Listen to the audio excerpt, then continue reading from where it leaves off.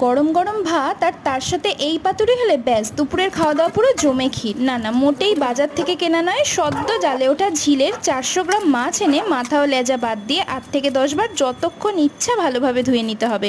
এবার একটা আলু, 3 থেকে 4টে পেঁয়াজ, 5-6টা কাঁচা লঙ্কা, কিছুটা ধনেপাতা কুচিয়ে নেওয়ার পর কড়াইতে তেল গরম করে কালো জিরে ফোড়ন দিয়ে কুচনো আলু নুন হলুদ দিয়ে ভেজে তুলে নিতে হবে।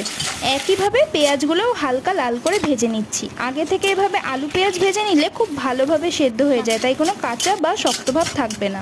এরপর ধুয়ে রাখা মাছে হাফ চামচ নুন, হলুদ, রেড চিলি পাউডার, কালারের জন্য কিছুটা কাশ্মীরি লঙ্কার গুঁড়ো, কাঁচা লঙ্কা চেরা, ধনেপাতা কুচি, কিছুটা তেল ঢেলে ভেজে রাখা আলু পেঁয়াজ দিয়ে মাখিয়ে নেব।